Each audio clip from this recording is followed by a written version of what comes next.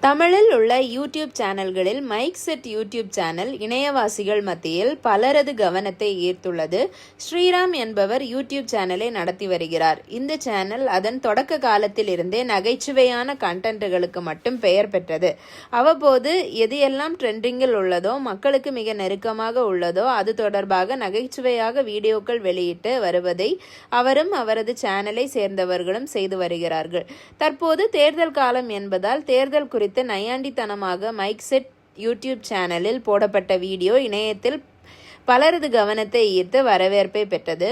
இந்நிலையில் இந்த வீடியோவை நீக்க சொல்லி அவரை பலரும் மிரட்டுவதாக மைக் செட் ஸ்ரீராம் வீடியோ ஒன்றை வெளியிட்டுள்ளார்.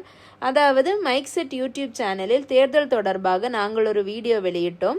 அந்த வீடியோவை வெளியிட்டதிலிருந்து பலரும் எங்களுக்கு ஃபோன் செய்து வீடியோவை நீக்க சொல்லி அவர்களது கட்சியை நாங்கள் விமர்சித்து உள்ளதாகவும் கூறி வீடியோவை டெலீட் செய்ய சொல்லி மிரட்டி வருகின்றனர்.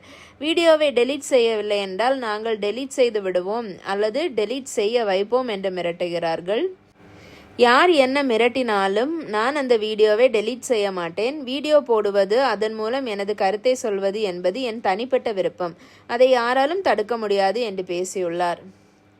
இவரது இந்த வீடியோவை பார்த்த பின்னர் இணையவாசிகள் பலரும் தாவேகாவினர் தாங்கள் மைக் செட் யூடியூப் சேனலையும் மைக் செட் ஸ்ரீராமையும் மிரட்டுகிறார்கள் என்று, குறிப்பாக வீடியோவில் விஜயின் ஜனநாயகன் படத்தில் இடம்பெற்ற பாடலை பயன்படுத்தி உள்ளதால் காப்புரிமை பிரச்சனையை எழுப்பி அதன் மூலம் வீடியோவை நீக்க வைப்போம் என்று மிரட்டியுள்ளார்கள் என்றும் இணையவாசிகள் கருத்து தெரிவித்துள்ளனர்.